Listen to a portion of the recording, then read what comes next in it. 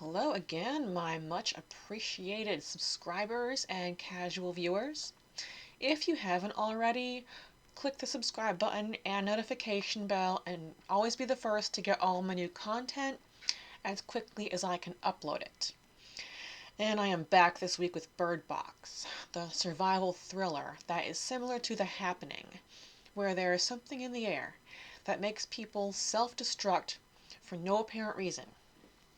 Anyway, the book and the movie start off the same. Mallory is explaining to her boy and her girl that they're going somewhere on a boat down the river, and under no circumstances are they allowed to leave the boat or take off their blindfolds. Then the book and the movie differences get more obvious as we take off down memory lane. The movie just moves faster, and faster than it needed to, in my opinion. I mean, this story could have also worked out as a single season miniseries. And the book is very much darker than the movie. So, the first earlier memories in the book are of Mallory and her sister moving into a rental house together. And they're already keenly aware of this mysterious suicide pandemic that seems to be site triggered, and they take precautions to cover up all the windows with blankets. At the time, Mallory is only 5 weeks pregnant. Her sister is taken by this plague at home, when after a split-second glance out of an uncovered bathroom window, she stabs herself with a pair of scissors. Mallory finds this group of survivors that she moves in with in a newspaper ad, and drives blindfolded to the house. In the movie, it is so abbreviated with right after Mallory's ultrasound at 5 months pregnant, it's sudden pandemonium like in the Final Destination movies. Their cars flipped over and Sis just jumps out and walks in front of a truck. Then there's the survivor group house right in front of her, and she just walks in it as the lady of the house hops into a burning car. The book doesn't go into much personality detail about the other residents of the house, so it just takes a little extra time to figure out who most of these people are, especially since the book does not include Douglas, Charlie, and for the brief moment, Lydia.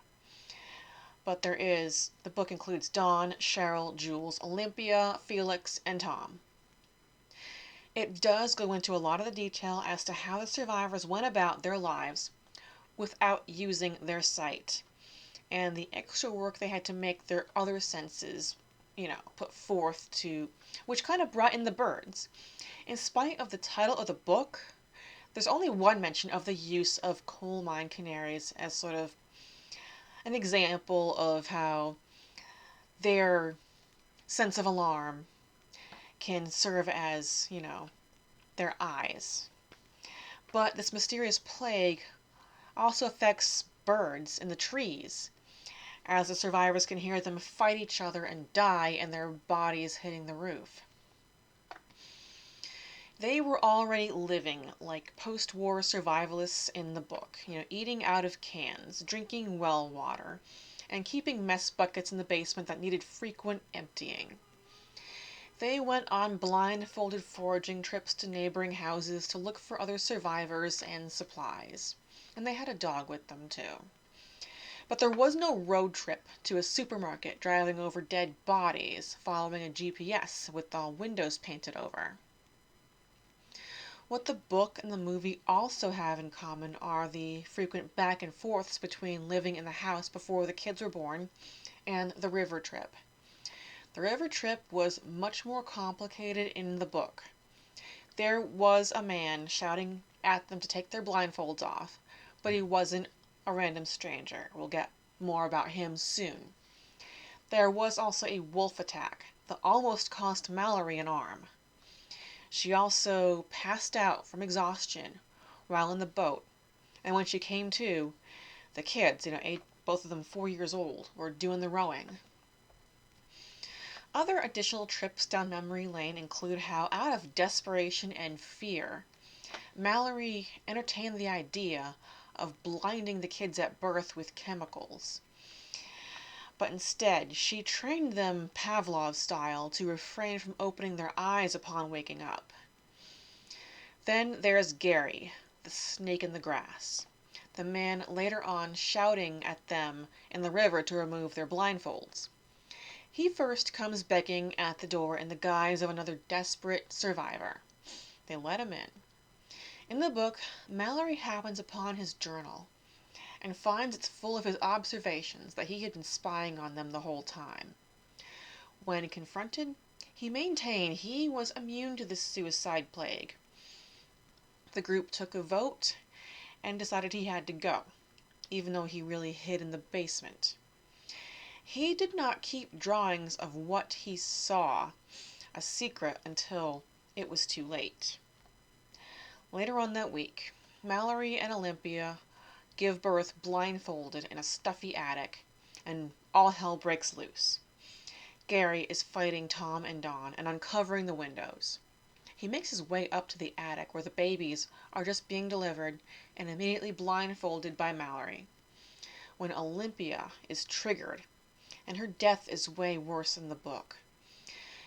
It's not really detailed, but Gary keeps shouting that she hangs by her cord. Considering she just had a baby, one can only assume it's the umbilical cord he's talking about, and I don't think I want to know how she managed that.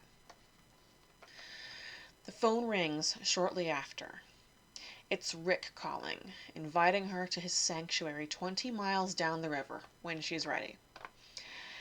At the end of the 20 miles, Mallory and the kids are listening for Rick on a loudspeaker, not running from some unseen force that's whooshing towards them through the trees before they kind of crash into the front door of this sanctuary. In the book, they don't find it right out of the river.